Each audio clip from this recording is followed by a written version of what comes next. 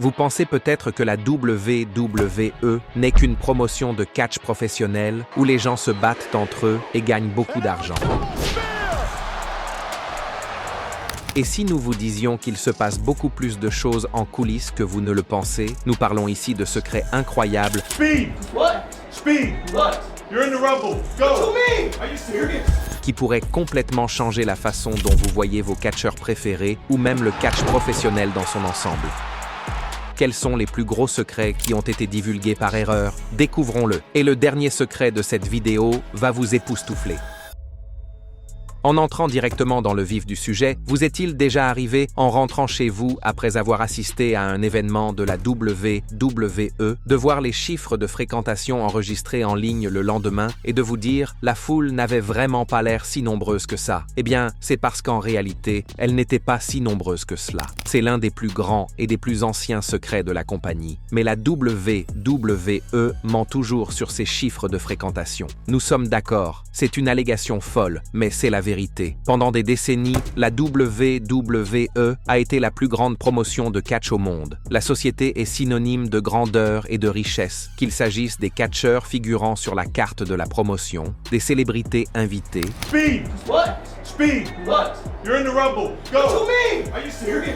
Ou même de la perception qu'a le public de l'organisation. Il a toujours été question d'être plus grand et meilleur que les autres. Pour alimenter ce discours, la compagnie a décidé, à ses débuts, d'inventer des chiffres pour que le grand public ait l'impression que le nombre de spectateurs est beaucoup plus élevé qu'il ne l'est en réalité. De nombreuses années se sont écoulées depuis et le gonflement des chiffres de fréquentation est devenu une habitude plutôt qu'un acte intentionnel. Ainsi, techniquement, chaque fois que Vince, Stephanie ou même Shane McMahon est monté sur scène pour annoncer un événement à mi-parcours, il s'agissait d'une véritable farce. Et cette tradition dure depuis de nombreuses années, depuis WrestleMania 3 qui s'est déroulé au Pontiac Silverdome à Pontiac, Michigan, le 29 mars 1987. Pour cet événement, la WWE avait annoncé la présence de 93 173 fans, mais les relevés des experts sur place et de Dave Meltzer de The Wrestling Observer ont rapidement révélé que le nombre total de spectateurs était plus proche de 78 000.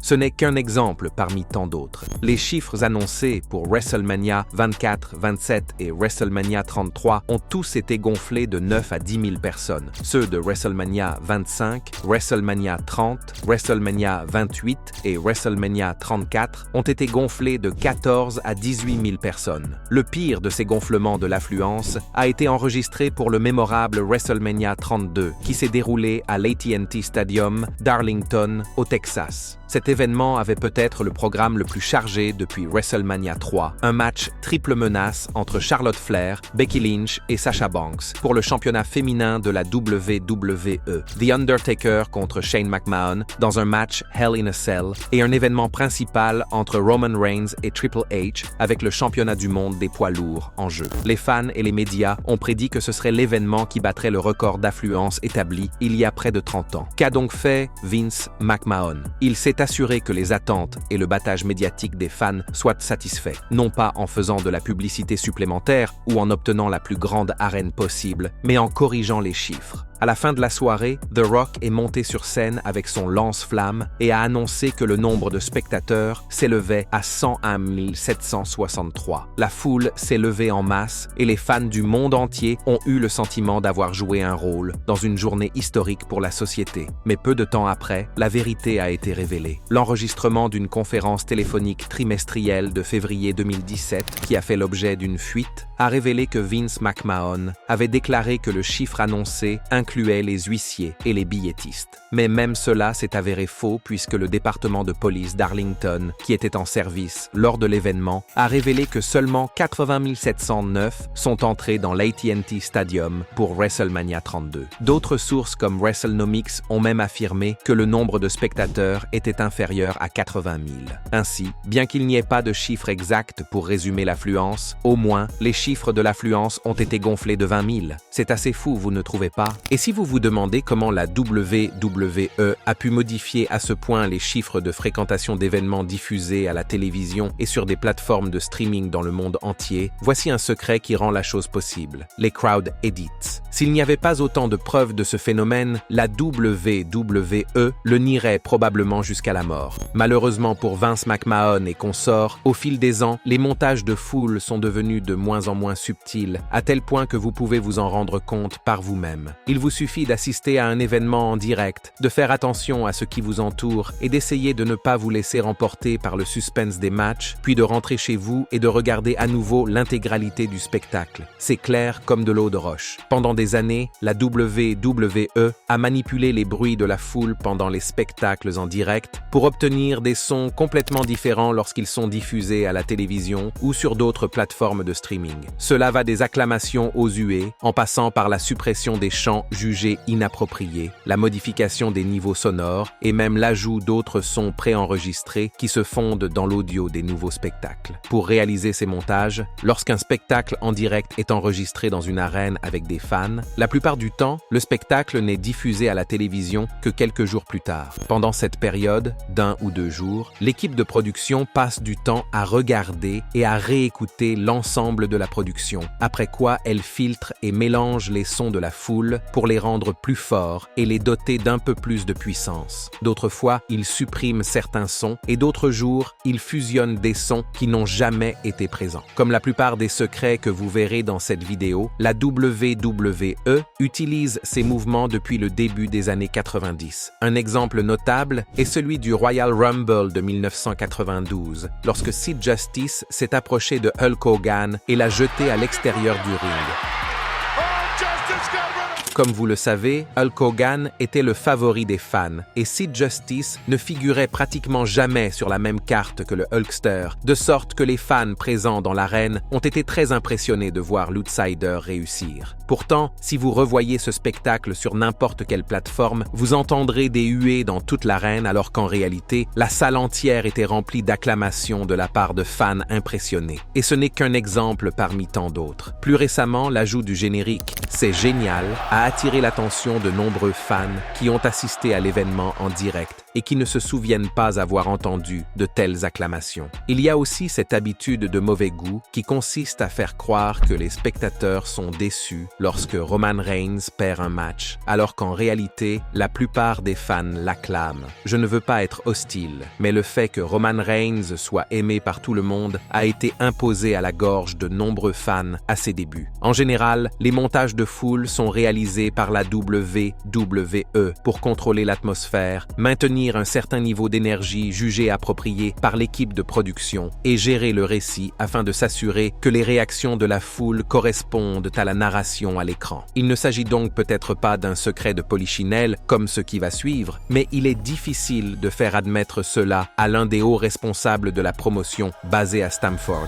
Avez-vous déjà remarqué que toutes les catcheuses de la WWE sont absolument magnifiques, qu'il s'agisse de Trish Stratus, Lita, Candice Michelle, Stacy Keibler et Tori Wilson de l'ère Attitude et Ruthless Aggression, ou des divas d'aujourd'hui comme Alexa Bliss, Mickie James, les Bella Twins et Layla L. Elles ont toutes une chose en commun. Elles sont absolument sexy et éblouissantes. Alors, qu'est-ce qui se passe? Est-ce un hasard si toutes les femmes qui travaillent dans la compagnie sont magnifiques? Eh bien non. C'est un secret que beaucoup de gens ignorent à propos de la WWE, mais pendant des décennies, les catcheuses ont été recrutées directement dans les magazines. Cela semble trop fou pour être vrai, alors voici un peu d'histoire pour l'expliquer. Au début des années 1980, la WWE n'avait pas de division féminine. Ce n'est qu'en 1983, lorsque The Fabulous Moolah a quitté la NWA World Women's Champion, que le WWF Women's Tag Team Championship a été créé, avec Velvet McIntyre et Princess Victoria comme précurseurs aux côtés de Moolah. Peu de temps après, d'autres femmes comme Cyndi Lauper, Miss Elizabeth, Sherry Martel, The Glamour, etc. Sherry Martel, le duo Glamour Girls de Leilani Kai et Judy Martin, Saphir et Luna Vachon font leur début et se forgent progressivement une réputation dans le milieu. Au cours de cette période, les catcheuses étaient principalement recrutées pour servir de manager à d'autres catcheuses professionnelles et n'intervenaient dans le ring que pour faire avancer une intrigue. Au début des années 1990, un mouvement entier s'est mis en place pour attirer davantage de catcheuses, ce qui a conduit à la signature d'un contrat avec Tammy Sytch, aujourd'hui incarcérée et connue sous le nom de Sunny, qui est devenue la première diva de l'histoire de la WWE. En tant qu'employée de la WWE, Sunny a été élue manager de l'année, mais en dehors de la WWE, sa marque a pris de l'ampleur et elle est rapidement devenue l'une des femmes les plus recherchées sur Internet. L'aile féminine était en plein essor, attirant plus d'attention et de fans, et de manière générale, la WWE entrait dans sa phase la plus lucrative. Malgré tout ce succès, c'est aussi à cette époque que les choses ont commencé à changer pour les catcheuses. Lentement, mais sûrement, la personnalité et le rôle des managers féminins ont commencé à évoluer, passant du rôle de manager à l'écran à celui d'attaché sexuel. En 1997, toute la division féminine de la WWE était axée sur le fait que les femmes étaient des symboles sexuels. Des femmes comme Sunny, Marlena, Sable et Debra ont été commercialisées en tant qu'accessoires sexuels des hommes qui luttaient. La compagnie est même allée jusqu'à produire ce qu'on a appelé le WWF's Raw Magazine, un magazine qui présentait chaque mois des photos de femmes dans des poses suggestives, soit à moitié nues, soit portant des vêtements provoquants. Puis vinrent les airs de l'attitude et de la ruthless agression et la sexualisation fut encore plus poussée. Combats sur l'oreiller, affrontements entre soutien-gorge et culottes, concours de bikini, scènes provocantes en coulisses, intrigues autour de catcheuses devenant les concubines de leurs homologues masculins. La situation n'a fait qu'empirer d'année en année. Finalement, tout cela a abouti à de véritables scènes de sexe sur le ring, comme la célébration sexuelle en direct de Lita et Edge en 2006. Ces scènes ont également donné lieu à des tonnes de procès et d'allégations d'agressions sexuelles à l'encontre de nombreux grands noms de la compagnie jusqu'à aujourd'hui. Heureusement, à la fin de cette décennie et au début des années 2010, la WWE a entamé son ère PG, mettant fin à la sexualisation excessive des employés. Si vous êtes un vieux briscard du catch et que vous avez vécu ces différentes époques du catch féminin, vous pouvez comprendre à quel point les performances sur le ring étaient médiocres à l'époque. De nombreux historiens et journalistes reprochent aux femmes de ne pas être assez athlétiques ou entraînées, mais c'est parce que la WWE a gardé le secret sur le fait qu'elle n'a jamais vraiment cherché à recruter des femmes présentant ces caractéristiques. Plutôt que de rechercher des athlètes féminines, des athlètes ou des gymnastes, pendant des décennies, les dirigeants de la société ont décidé qui deviendrait une diva en s'asseyant et en parcourant des magazines et des publications de journaux pour trouver les femmes les plus sexy et les plus attirantes. Ces femmes étaient ensuite recrutées et, après une formation très limitée à l'action sur le ring, elles étaient poussées dans l'œil du public. Ainsi, chaque fois que l'on évoque le fait que la division féminine de la WWE n'est pas aussi technique que la division masculine, rappelez-vous que c'est parce que beaucoup d'entre elles ont été recrutées directement dans des magazines de style de vie. Le secret suivant sur notre liste est moins décevant que de choisir des catcheurs dans des magazines. Le secret des reçus. Pour les gens ordinaires, le mot « reçu » signifie une preuve de paiement pour un service rendu ou des biens achetés. Mais pour les catcheurs professionnels, un reçu est un coup d'avertissement gratuit qu'un catcheur peut asséner à son adversaire sans avertissement pour se venger de griefs antérieurs. Nous savons qu'il s'agit en fait d'un moyen de se défouler sur quelqu'un qui vous a offensé, et c'est peut-être ce que c'est. Mais dans le monde courtois du catch professionnel, une réception est un coup réel, non travaillé, qui sert souvent de coup de grâce entre deux athlètes en conflit. L'auteur et le destinataire du reçu en sont tous deux conscients, mais laisser les fans le voir pourrait perturber l'intrigue. C'est pourquoi la distribution de reçus est un secret du monde du catch professionnel. À la WWE, les reçus sont parfois distribués en guise de rétribution pour un événement survenu en coulisses ou pour se venger d'une mauvaise action commise lors d'événements précédents. D'autres fois, ils sont distribués en guise de réponse immédiate pour dire « Hey, fais attention » ou « Descends d'un cran » quand l'un des deux catcheurs frappe trop fort. Dans le premier cas, Zelina Vega a éliminé Sasha Banks d'un coup de pied venimeux lors du Royal Rumble de 2022. Une rediffusion de ce coup de pied montre à quel point il était réel, mais Vega n'agissait pas simplement sur la base de ses émotions. Non, ce coup de pied était une récompense pour Sasha qui avait raté un météro et avait failli se briser l'os orbital quelques semaines plus tôt. Un autre exemple d'un reçu qui a été stocké pour une date ultérieure est celui entre Roman Reigns et Kevin Owens. Cet épisode a également commencé en 2022 lorsque Owens a accidentellement rompu le tympan de Roman Reigns avec une gifle lors de l'événement principal des Survivor Series 2022 entre Bloodline, The Brawling Brutes, Drew McIntyre et Kevin Owens à War Games.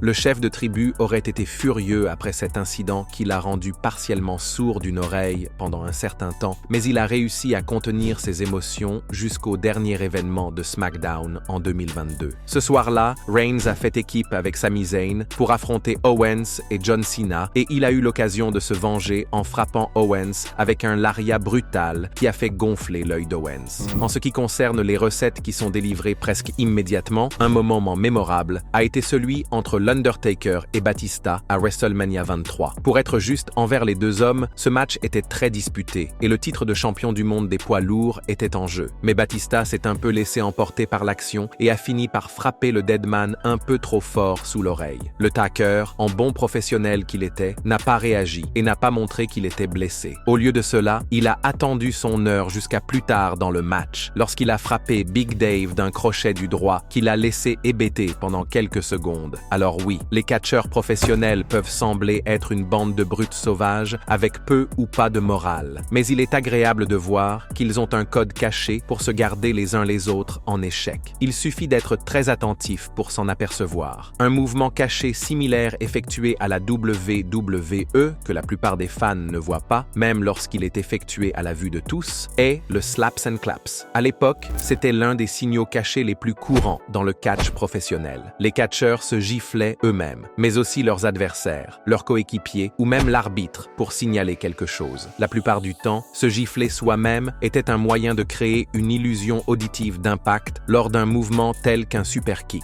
afin qu'il paraisse plus efficace qu'il ne l'est en réalité. Dans les années 80, l'effrayant et tristement célèbre catcheur Jack the Snake Roberts était un catcheur de la WWE qui montait sur le ring avec des serpents vivants dans le cadre de sa gimmick. Il était un vrai showman, pour dire les choses simplement, et on se souvient souvent de lui comme de l'un des actes les plus effrayants de l'histoire de la promotion. Ce dont la plupart des gens ne se souviennent pas, c'est que Roberts mettait un point d'honneur à frapper le dos de son adversaire lorsqu'il s'apprêtait à lui asséner son fameux DDT. De cette façon, l'adversaire pouvait se préparer à la prise et le laisser l'exécuter ou ne pas l'exécuter en fonction de l'issue prévue du match. Aujourd'hui, cependant, seuls quelques rares catcheurs utilisent encore ce mouvement et même lorsqu'ils le font, c'est essentiellement pour transmettre un message secret ou avertir un adversaire de l'arrivée d'un coup. Il n'est pas nouveau qu'une grande partie du catch professionnel est scénarisée et répétée, mais elle n'est jamais assez parfaite pour que chaque catcheur se souvienne de l'ordre exact des coups. Pour éviter de recevoir un coup auquel l'adversaire n'était pas préparé et de le blesser, les catcheurs se donnent des gifles pour se prévenir qu'ils sont sur le point d'exécuter un coup spécifique. La superstar de la WWE, qui utilise encore aujourd'hui ce mouvement de manière experte, est Randy Orton. Au début de sa carrière, RKO n'avait pas encore de mouvement aussi emblématique et n'utilisait donc guère le signal de la tape sur la main. Mais quelques années plus tard,